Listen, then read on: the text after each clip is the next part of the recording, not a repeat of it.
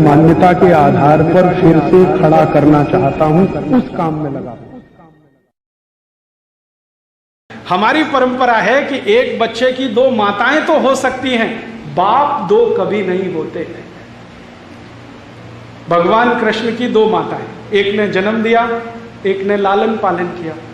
भगवान राम ने जिंदगी भर अपनी तीन माताओं को माना, एक तो जन्म देने वाली कौशल्या माता, बाकी केकई और सुमित्रा को भी मां के समान ही माना। इस देश में जितनी आप पुरानी बातें उठाएं, हर जगह दो माताएं तीन माताएं मिल जाएं, बाप किसी के दो नहीं, क्योंकि दो बाप हमारे यहां अच्छे नहीं माने जाते।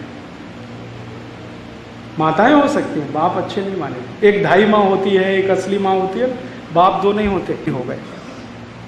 यूरोप के परिवार में बच्चों को पालने की परंपरा हजारों साल से नहीं है, एक बात। और दूसरी बात एक और जिससे भी ज्यादा गंभीर है कि यूरोप के परिवारों में बच्चे किस बाप के हैं यह पता करना एकदम मुश्किल है,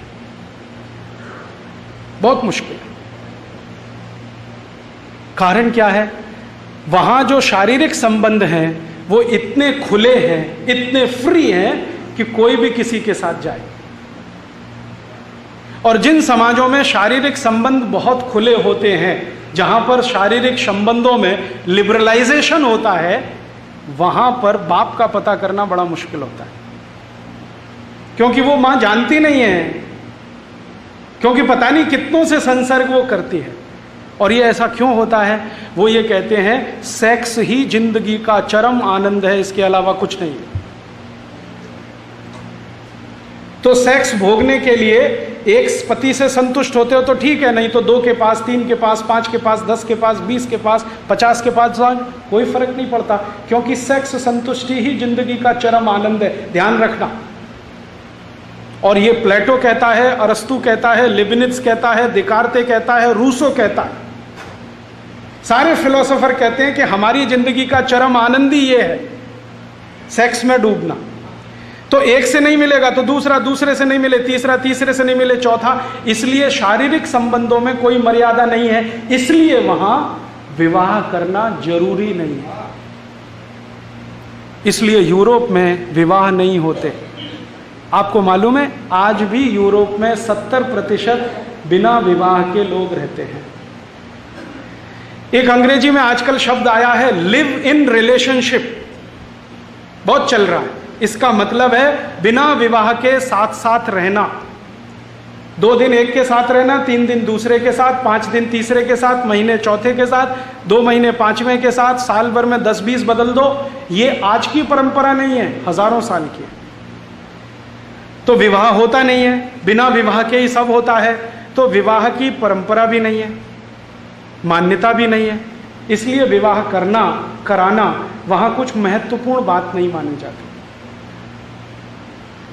अब जहां सेक्स संबंध ही जिंदगी का सारा उत्कर्ष है, चरम है, तो वहां फिर मान्यता क्या है? वहां मान्यता यह है कि स्त्री और पुरुष ऐसे ही हैं जैसे इस्तेमाल करने वाली वस्तुएं। जब तक मजा देती हैं इस्तेमाल करो, जिस दिन नहीं देती हैं फेंक दो, नहीं ले आओ।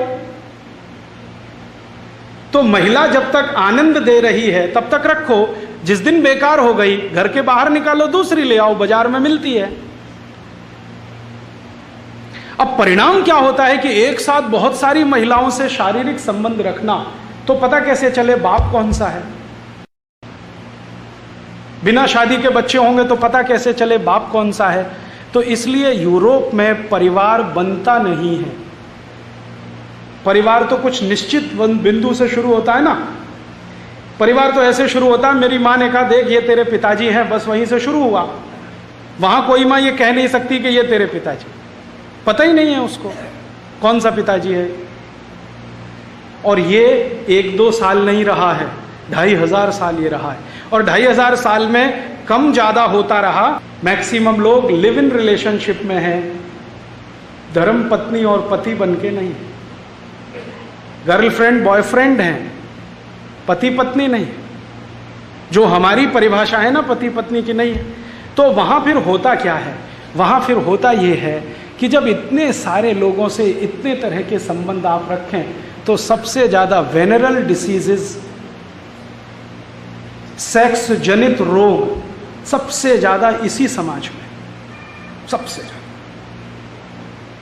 और आजकल तो आप सुनते हैं ना बार बार, वफादार रहो, एक ही पत्नी से संपर्क रखो, नहीं तो ये हो जाएगा, ये हो जाएगा। यूरोप में ये कहानी 2500 साल से ऐसे ही चल रही है। दोस्तों, अगर वीडियो अच्छा लगा हो तो लाइक कीजिए, और अगर आप चैनल पर पहली बार आए हैं तो चैनल को सब्सक्राइब कीजिए और बेल आइकन को भी प्रेस कीजिए, ताकि इसी तरीके के वीडियो के नोटिफिकेशन आपको मिलते रहें। धन्यवाद।